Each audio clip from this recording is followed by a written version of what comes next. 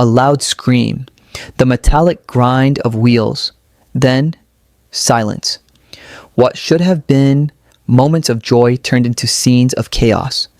These are the stories of ordinary people who climbed aboard a ride and never made it back. The Batman, Six Flags, over Georgia, 2008. It was June 28th, 2008. 17-year-old Asia Lean Ferguson had come to Six Flags over Georgia with his family and church group for a carefree summer day. The Batman was one of the park's most thrilling rides, a suspended coaster where your feet dangle freely below the track. During the ride, Ferguson's baseball cap flew off. When the coaster stopped, he decided to go get it back. The hat had landed inside a restricted maintenance zone marked with bright warning signs. Ignoring the danger, he climbed not one, but two 6-foot security fences. Moments later, as another train sped through the loop at nearly 50 miles per hour, a passenger's foot struck Ferguson's head. The impact was instant and fatal. Witnesses watched in horror as the train continued its run, unaware of what had just happened beneath them. The park shut down the ride briefly, adding stronger barriers and more warning signs.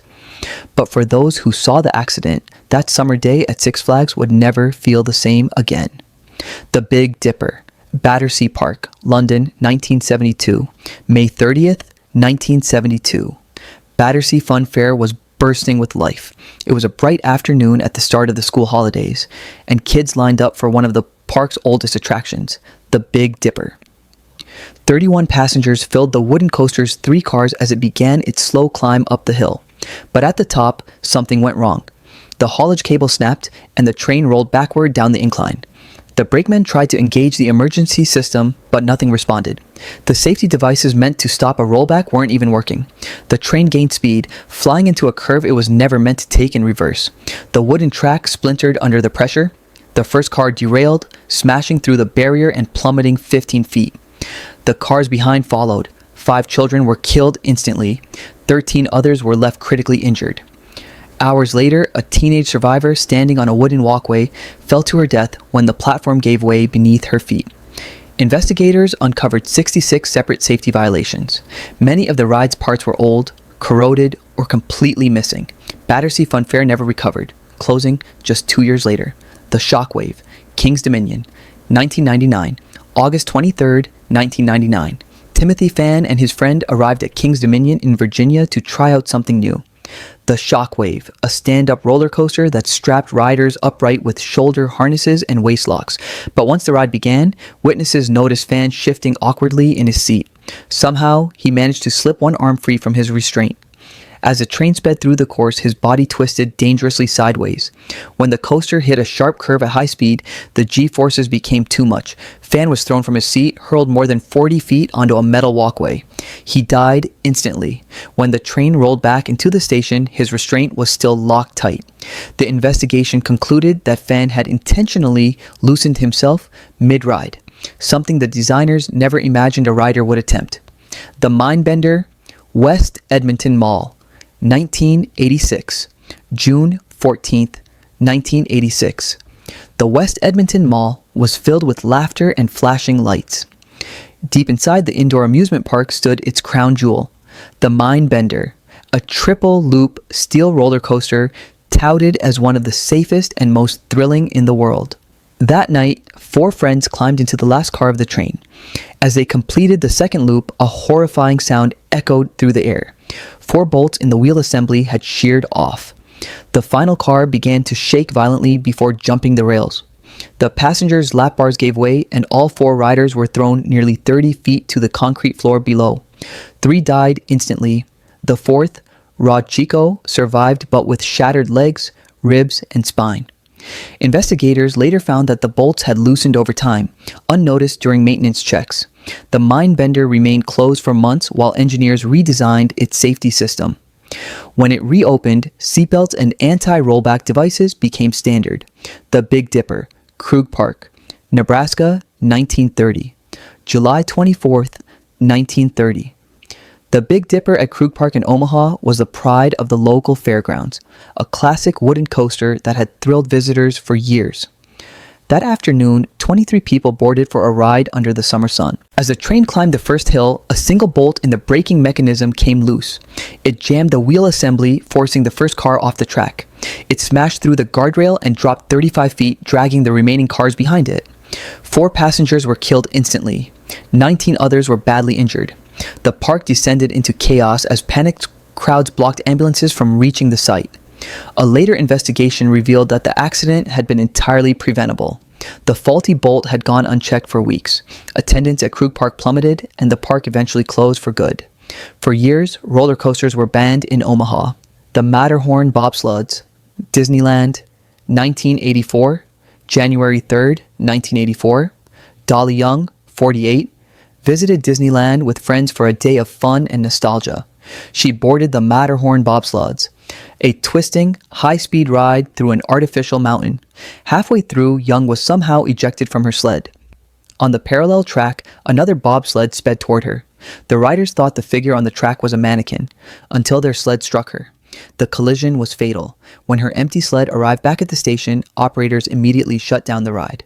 Her restraint was later found fastened on a neighboring seat. The ride reopened the following day with few public details on what had changed. The Wild Wonder. Ocean City, 1999. August 28, 1999. Kimberly Bailey and her 8-year-old daughter Jessica visited Jillian's Wonderland Pier in Ocean City, New Jersey. They chose the Wild Wonder, a compact steel coaster that looked harmless enough. As their car climbed the hill, the chain lift disengaged.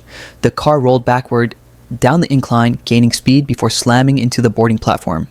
Both mother and daughter were ejected and killed instantly. Later, it was discovered that the park had replaced a critical anti-rollback part with an unapproved, homemade version. It failed catastrophically. The tragedy led New Jersey to rewrite its entire amusement safety code. The Derby Racer, Revere Beach, 1911 to 1936. At Revere Beach in Massachusetts, the Derby Racer was a thrill like no other. 2 coasters ran side by side, racing to the finish in a figure-8 pattern, with no restraints, no brakes, and nothing but faith holding riders in place. Within weeks of opening, riders began dying.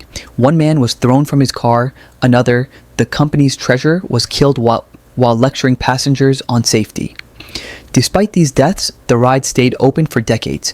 In 1917, a man lost his hat mid-ride, stood to grab it, and fell onto the opposite track. The oncoming train hit him instantly. Over the years, the Derby Racer killed at least 3 and injured dozens before closing in 1936. The Rough Riders, Coney Island, 1910. Coney Island's Rough Riders coaster was a mechanical marvel for its time, an electric-powered train where a motorman controlled the speed manually. But control came with risk. In its first year, the coaster derailed, killing 3 passengers. Minor fixes followed, but on July 27, 1915, it happened again. The motorman took a curve too fast and the train flipped off the tracks, hurling riders 30 feet into the air. 3 more people died. The ride was permanently dismantled soon after.